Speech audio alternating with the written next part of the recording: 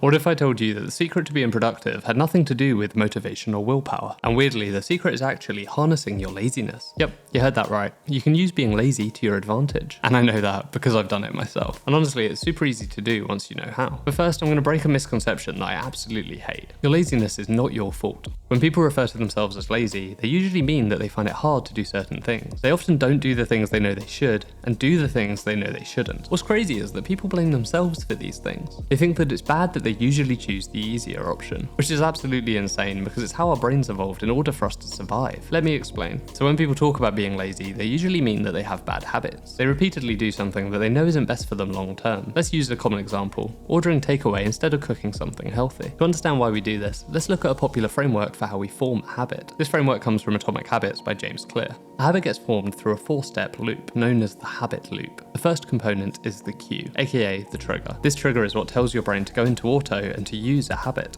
It could be an external trigger, like a time of day or a push notification from a delivery app, or internal, like an emotion or feeling. Then you get a craving. The craving is the motivation behind the habit. It's the anticipation of a reward that the habit will bring. In our example, the craving would be for food, and the anticipation would be being full. Then you have the response. This is the action you take, like ordering food. And finally, you have the reward, the positive result or feeling that you get as a result of the action. In this case, eating something tasty, or just no longer being hungry. The more times you go through this loop, the more the habit becomes automatic. And this goes for everything from being bored and playing video games, to being stressed and eating something sugary or drinking alcohol. The more you use a habit to solve a problem, the more cemented it gets. And that's because our brains are designed to use habits whenever possible. Its goal is to reduce the energy our brain needs for everyday tasks. And we had to do this to survive. Our brains have evolved to minimize mental and physical energy consumption whenever possible. So it's only natural for you to want to avoid doing hard things in the short term, even if you know they're good for you in the long term. Your brain's doing exactly what it was designed to do: minimize energy usage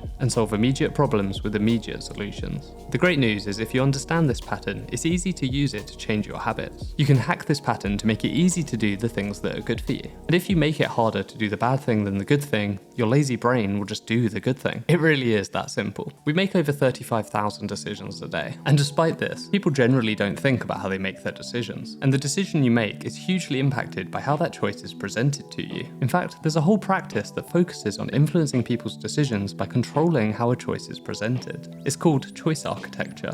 So how effective is it? Well, look at this graph.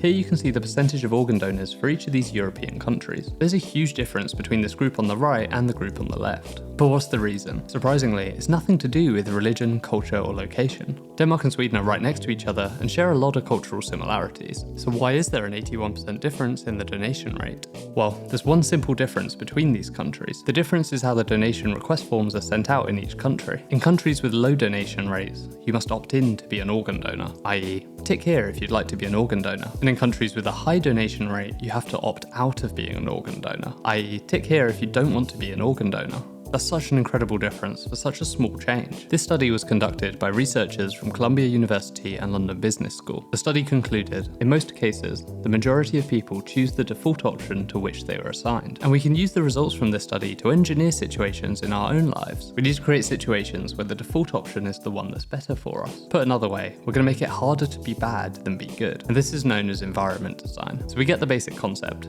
Make the things that are good for us easy, and make the things that are bad for us harder. But how do you do this in practice? Well, if you're as lazy as me, it's surprisingly easy. One really simple and effective change you can make is where you place things in your home. For example, if you want to drink more water, buy a couple of refillable water bottles. Then place them around your house in the areas you spend the most time. Now I know this sounds so simple that it can't make much difference, but there was actually a study done on this. A doctor in the US did a study where they changed the layout of the hospital cafeteria. The goal was to encourage people to buy more water instead of soda. In the refrigerators that only had soda, they also added water as an option. They also added some extra locations around the cafeteria where you could only get water. After only 3 months, soda sales were down 12%. Plus, bottled water sales were up 25% without the doctor speaking to a single customer. I tried to structure my environment to make it easy to remember to do and easy to complete healthy habits. You want to decrease the friction to complete good habits and increase the friction to complete bad ones. And when I say friction, I mean the effort required to complete the habit or the number of steps. For example, I kept forgetting to take my supplements until I put them next to my coffee. I always want coffee in the morning, so I see my supplements and I take them quickly while the coffee's being made. They're nice and near the sink and glasses, so I can quickly get some water to take them. To stop myself using my phone when I'm writing, I literally just throw it on the sofa rather than having it on my desk. There's only like 3 meters between the two, but as I said, I'm lazy, so that's enough to stop me checking it. I also have a customized do not disturb setting on my phone. It goes on during the day on a schedule and hides my social media apps. Just the extra effort of having to try and find them when I mindlessly pick up my phone is usually enough to stop me from using them. To stop drinking, I removed all the alcohol from my fridge, and I replaced them with some nice non-alcoholic drinks, like some non-alcoholic beers and CBD drinks. Even if I do want to drink, the effort of going to the store to buy it is just too much of a barrier, so I'll settle for the non-alcoholic version. And when I've got something to read quickly, I'll try to leave the book with my notebook and pen on the bedside table. This makes me more inclined to read it rather than messing around on my phone. So you see, it's not about having some magical willpower to do all of these difficult tasks. Rather, hack your environment to make it too hard to do bad things and easy to do the things you want to achieve. I also asked my Discord community what environment hacks work for them, and if you want to get that full list for free, or to join the Discord community, you can click the link in the description. And I'd also love to hear what's worked or hasn't worked for you in the comments below. Thank you so much for watching. Have a great day.